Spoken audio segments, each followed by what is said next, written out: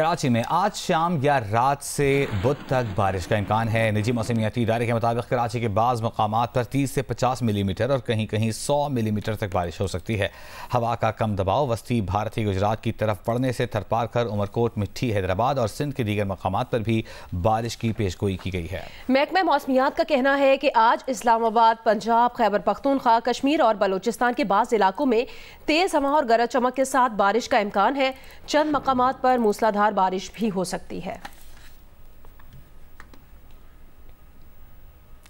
कराची में आज शाम या रात से बुध तक बारिश का इम्कान है। निजी मौसमियाती इदारे के मुताबिक कराची के बाज़ मकामात पर 30 से 50 मिलीमीटर और कहीं 100 मिलीमीटर बारिश हो सकती है। हवा का कम दबाव वस्ती भारतीय गुजरात की तरफ पड़ने से थरपार कर उमरकोट, मिट्टी, हैदराबाद और सिंध के दीगर मकामात पर भी बारिश की पेशगोई की गई है। लाहौर और इसके गिरदोनवाह में गुज़श्ता रोज़ वक्फे से बारिश पड़ने से मौसम खुशगवार हो गया है। तफसील बताएंगी जियो न्यूज़ की नुमाइंदा दुआ मिर्जा। जी, आज पहला वर्किंग डे है और लाहौर का मौसम आज कदरे बेहतर है। महकमा मौसमियात के मुताबिक आज पूरा दिन मतलब अबर आलूद रहेगा। इसके साथ साथ तूफ़ानी बारिश होने के इम्कानात भी ज़्यादा मौजूद है, यानी दोपहर 4 बजे तक 70% इम्कानात है कि आज तूफ़ानी बारिश होगी। उसके बाद कुछ देर तक मतलब अबर आलूद रहेगा और फिर रात 12 बजे से फिर बारिश का सिलसिला शुरू होगा। इसलिए जब आप ऑफिस जा रहे हैं तो अपनी छतरियाँ लाजमी साथ लेकर जाएं, क्योंकि आज मौसम अच्छा होने वाला है। लेकिन चूँकि ये मानसून का मौसम है, इसलिए बारिश के बाद भी हब्स की शिद्दत महसूस की जा सकती है और इस वक्त भी ह्यूमिडिटी लेवल 80% रिकॉर्ड किया गया है। महकमा मौसमियात के मुताबिक 80 से 85% ही रहेगा, लेकिन चूँकि हवा 18 किलोमीटर फी घंटा की रफ्तार से चल रही है, इसलिए हब्स की शिद्दत में कुछ कमी देखी जा रही है। कराची में मच्छर कॉलोनी में लालची पड़ोसी और बच्चों के रिश्ते में मामू लगने वाले अताई डॉक्टर ने 2 8 से 10 साल के भाइयों के वाले से तावान लेने के लिए बेहोशी की दवा पिलाई, जिससे बच्चे जाँ बहक हो गए। जाए वक़ूअ से तफसीलात बता रहे हैं कमर अली मस्तूरी। जी, इस वक्त तो मोहम्मदिया कॉलोनी में जाए वक़ूआ पर मौजूद हैं, जहां से बच्चों की लाशें मिली हैं। गिरफ्तार मुलज़िम अताई डॉक्टर अब्दुल करीम की ये क्लिनिक है जिसमें उसने बच्चों को रखा हुआ था। बच्चों के वालिद के मुताबिक गुज़श्ता रोज़ बच्चे जो है अब्दुल करीम के पास गए थे, क्योंकि अब्दुल करीम उनका जो है रिश्ते में मामू लगता है। अब्दुल करीम ने बच्चों को लालच दी कि वो मैं तुम्हें परिंदे लेकर दूंगा। उसके बाद बच्चे गुज़श्ता रोज़ से दोपहर तक जो है वो उसके पास थे। दोपहर में उसकी बहन जो है अपने भाइयों से पूछने गई तो अब्दुल करीम ने कहा कि वो तो यहाँ से चले गए हैं। जिसके बाद सिराज जो है वो अपने दोनों बच्चों अहमद और हसन को, जिनकी उम्रें 8 से 10 साल के दरमियान है, उन्हें ढूंढता रहा। सिराज को जो है वो मुलज़िम अब्दुल करीम पर शक हुआ तो उसे वो लेकर जो है वो थाने गया और थाने पर पुलिस ने जो है वो अब्दुल करीम को हिरासत में लेकर उससे पूछगछ की। जिसके बाद जो है वो जब पुलिस ने इब्तदाई तफ्तीश में मुलज़िम पर जो है वो दबाव डाला तो मुलज़िम ने इकरार किया कि बच्चे उसी के पास हैं। उसकी निशानदेही पर जो है वो इस क्लिनिक पर जो है वो छापा मारा गया तो बच्चे यहाँ पर मुर्दा हालत में मिले हैं।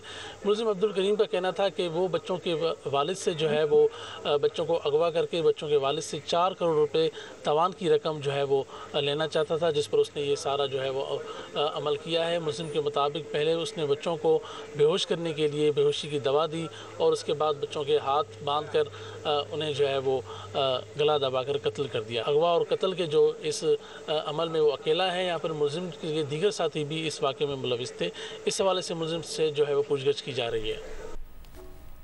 गुजरांवाला में 10,000 बिजली का बिल आने पर खातून ने बरसाती नाले में छलांग लगा दी। खातून की तलाश जारी है।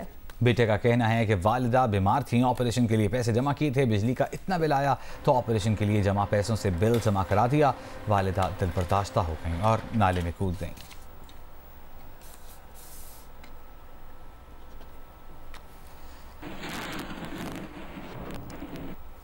हुकूमत ने जमात इस्लामी को बिजली और पेट्रोल की कीमतों में रिलीफ देने का इशारा दे दिया है। जमात इस्लामी के कारकुनों को रिहा करने का भी ऐलान कर दिया। वज़ीर इत्तलात अताउल्लाह तारड़ ने कहा कि हुकूमती इक़दामात से अवाम को रिलीफ दिया जाएगा। आलमी मंडी में कीमत कम हुई तो पेट्रोलियम मसनूआत पर भी रिलीफ मिलेगा। जमात इस्लामी के रहनुमा लियाकत बलोच ने कहा हुकूमत को संजीदगी दिखानी पड़ेगी।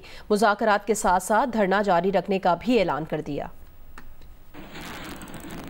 जो जमात इस्लामी के वफ़द ने बातें की, हम सहमत हैं इन बातों से। हम चाहते हैं कि अवाम के रिलीफ के लिए काम किया जाए और दिन रात काम हो रहा है और इन हालात को बेहतर करने में हुकूमत जो है वो हर मुमकिन जो है वो इक़दामात वो उठाएगी। एक टेक्निकल कमेटी जिसमें वज़ीर पानी और बिजली उनको शामिल किया गया है।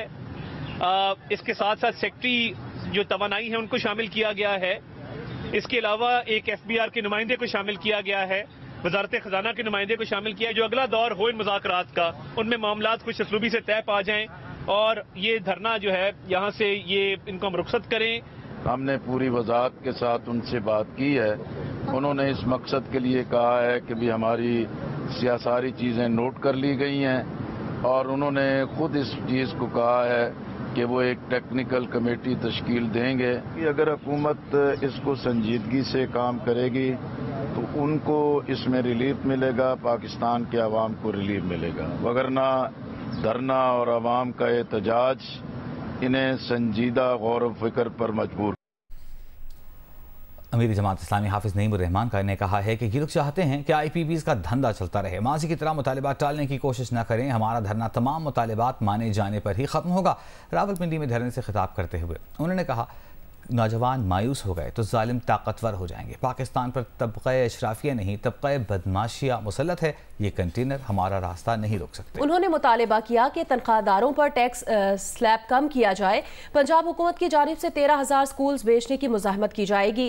बच्चों को एक निज़ाम तालीम दो, तबकाती निज़ाम तालीम कबूल नहीं है। हाफिज नईमुर रहमान ने कहा कि पेशावर में धरना जुम्मे से शुरू हो सकता है, जबकि कोयटा में भी जल्द धरना दे दिया जाएगा। अभी जब ये हमसे मुज़ाकरात कर रहे हैं तो ऐसे मासूम बनकर मुज़ाकरात कर रहे हैं जैसे इन नन्हे काकों को कुछ पता ही नहीं है। IPPs के नाम पर जिन लोगों को मुसल्लत किया है वो हजारों अरब रुपए हड़प कर रहे हैं, वो हमारी मईशत को तबाह कर रहे हैं। उसके नतीजे में बिजली के बम गिर रहे हैं और अब बस से बाहर हो गया है पाकिस्तान के अवाम के लिए। क्या किया है तुमने हमारे साथ?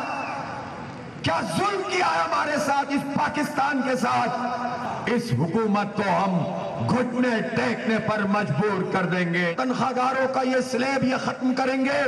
बिजली की कीमत सिर्फ उतनी करेंगे जितनी बिजली की लागत है, और मजीद टैक्स हम नहीं देंगे। अगर ये करेंगे कि IPPs को लगाम देंगे, ये करेंगे कि पेट्रोल की लेवी खत्म करेंगे, ये जिद्दोजहद खत्म नहीं होगी। हक तो आवाम को तहरीक खत्म नहीं होगी। ये धरना तो इसी सूरत में खत्म होगा जब ये सब मुतालिबात माने जाएंगे।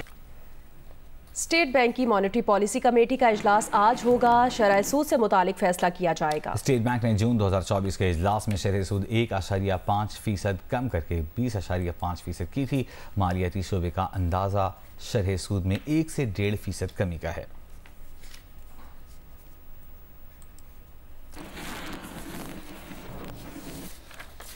वज़ीर ख़ज़ाना मोहम्मद औरंगज़ेब ने कहा है कि चीन से कर्ज की रीस्ट्रक्चरिंग पर नहीं, रीप्रोफाइलिंग की बात हो रही है। कर्ज की अदायगी 3 से 5 साल तक मौखर करवाने की बात हुई है, जो बहुत मुस्बत रही है। कर्ज की रीप्रोफाइलिंग के लिए तकनीकी ग्रुप तश्कील दिए जा रहे हैं। IMF से स्टाफ लेवल मुआहदे के तमाम शराइत पूरी कर चुके हैं। पूरी उम्मीद है कि एग्जीक्यूटिव बोर्ड स्टाफ लेवल मुआहदे की मंजूरी देगा। FBR में अंडर इनवॉइसिंग रिफंड के क्लेम कैसे मसाइल हल कर रहे हैं। दौलतमंद नॉन फाइलर को टेक्नोलॉजी की मदद से नोटिस FBR से भिजवाए जा रहे हैं। फील्ड दफातर का काम उन पर अमल दरामद होगा। FBR और टैक्स दहिंदगान के दरमियान एतमाद बहाल करवाने की कोशिश कर रहे हैं। कराची से लापता होने वाले सनतकार जुल्फिकार अहमद लाहौर में अपने घर पहुंच गए हैं। इससे पहले उनके वकील ने तस्दीक की थी कि उनका लाहौर में अपनी फैमिली से राब्ता हो गया है। जुल्फिकार अहमद को 23 जुलाई को कराची में माड़ेपुर रोड से नामालूम अफराद जबरदस्ती अपने साथ ले गए थे। उनकी अगवा का मुकदमा 26 जुलाई को कलरी थाने में दर्ज किया गया था।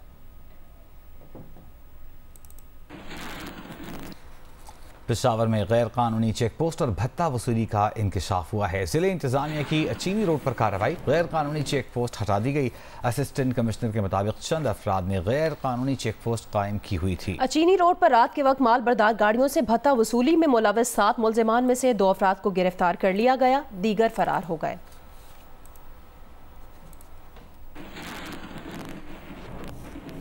वज़ीर दाखिला बलोचिस्तान ज़ियाउल्लाह लांगू गवादर रवाना हो गए हैं। वज़ीर दाखिला गवादर में अमन अमान की सूरत हाल का जायजा लेंगे। वज़ीर दाखिला को मकरान में अमन अमान से मुतालिक ब्रीफिंग दी जाएगी। बलोच यकजहती कमेटी के मुतालिबात से मुतालिक भी जायजा लिया जाएगा।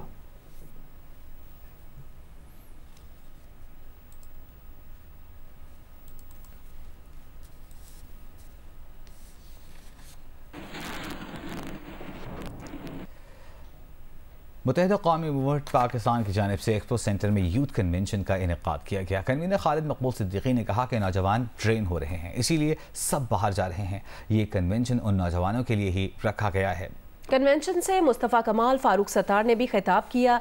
वकास आलम अंगारिया की रिपोर्ट देखिए। मुत्तहिदा कौमी मूवमेंट ने एक्सपो सेंटर में नौजवानों के लिए यूथ कन्वेंशन का पिंडाल सजा लिया। तलबा और तालिबात ने बड़ी तादाद में शिरकत की। मुख्तलिफ कंपनियों, कंसल्टेंट्स, पब्लिशर्स और जामियात ने स्टॉल्स लगाए। यूथ कन्वेंशन से खिताब करते हुए फारूक सत्तार का कहना था कि ये कन्वेंशन इस मुल्क के नौजवान की इज्जत नफ्स को बहाल करने का कन्वेंशन है। मुस्तफ़ा कमाल ने बताया कि MQM दुनिया भर के पाकिस्तानियों के लिए 100 नए आइडियाज़ देकर रोज़गार मुहैया करने जा रही है।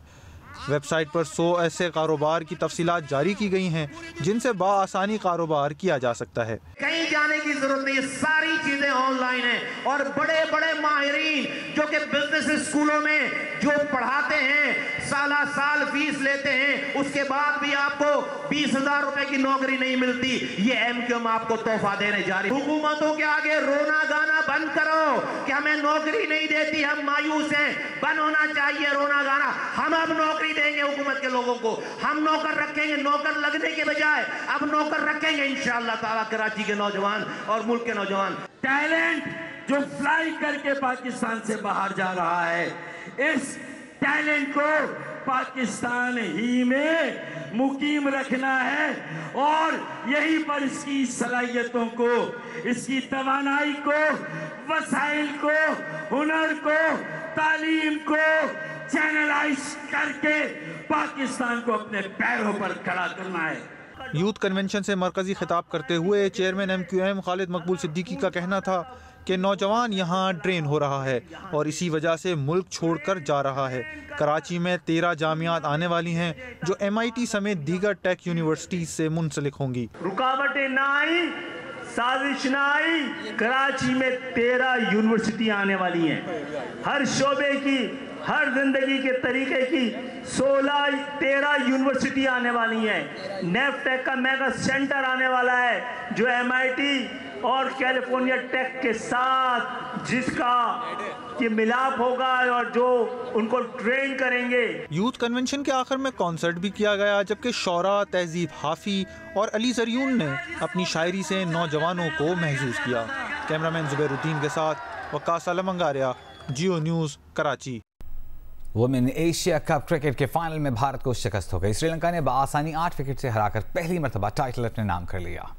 दम्बोला में खेले गए फाइनल में भारत ने श्रीलंका के खिलाफ टॉस जीतकर पहले बैटिंग की और मुकर्रर ओवर में 6 विकेट पर 165 रन बनाए। सुमित्री मंधाना 60 और ऋचा घोष 30 रन बनाकर नुमाया रही। श्रीलंकन बॉलर कविशा दिलहारी ने 2 खिलाड़ियों को आउट किया। जवाबी इनिंग्स में श्रीलंका की पहली विकेट सिर्फ 7 रन पर गिरी, मगर कप्तान चमारिया तपत्तु और हर्षिता समारा विक्रमा ने दूसरी विकेट पर 87 रन की शराकत से टीम को संभाल लिया। चमारी 61 रन बनाकर आउट हुई। तीसरी विकेट पर हर्षिता और कविशा ने नाकाबिले शिकस्त 73 रन की पार्टनरशिप के जरिए श्रीलंका को पहली मर्तबा वुमेन एशिया कप क्रिकेट का टाइटल जितवा दिया। रशीदा 69 और कविशा 30 रन के साथ नॉट आउट रही। सकावती मेरे ठेले मोहब्बतों के रिश्तों का दवाम देते हैं। डेरा इस्माइल खान में हुए ऑल पाकिस्तान सियाह तीतर चक्री टूर्नामेंट में 700 से ज्यादा तीतरों के दरमियान बोलियां बोलने के मुकाबले हुए। रिपोर्ट करेंगे सईदुल्लाह मरवत।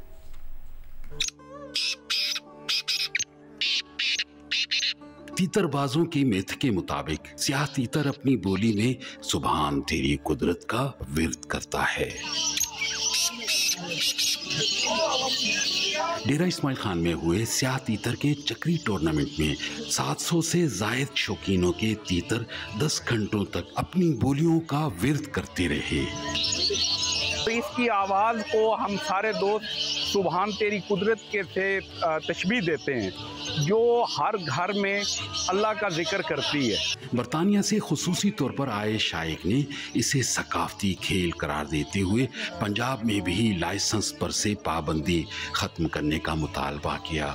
यूके में भी टूर्नामेंट्स हो रहे हैं इसके, अभी तकरीबन 250-300 तीतर उधर लग रहे, उधर हम शौक कर रहे, कोई नहीं पूछता है हमें। इधर महकमे वाले तंग करते हैं और हमारी अपील है महकमा वाइल्ड लाइफ से, पंजाब हुकूमत हुकूमत से कि ये लाइसेंस खोले। ज्यादातर स्याह रंग के लिबास से डरता है, सो रिवायतन तमाम लोगों ने सफेद लिबास ज़ेबे तन कर रखे थे। शायकीन के मुताबिक ये शौक मुल्क भर में हजारों लोगों में वजह दोस्ती बनता है। खाने का भी एहतमाम करते हैं, जगह बनाने का भी एहतमाम करते हैं और हमारी कोशिश होती है कि मेहमान जो भी आए यहाँ पर खफा होके ना जाए। रेफरीज ने 10 घंटों के दौरानिया में 277 बोलियां बोलने वाले को फाते तीतर करार दिया। पहली पोजीशन चौधरी कामरान कलर सैदा 277 आवाजा। मेहमान खुसूसी vice chancellor Gomal university professor doctor Shakeebullah ने इनामात तकसीम किए। मुल्क में दीगर सकाफती मेलों ठेलों की तरह तीतरों की बोलियां शायकीन के दरमियान राब्तों और दोस्ती के पुल बांधती है। आफतों के दौर में चैन की घड़ी है तू, दोस्तों के दरमियां वजह दोस्ती है तू। कैमरामैन अदनान रजा और अनुज जान के साथ सईदुल्लाह मरवत, जियो न्यूज़, डेरा इस्माइल खान।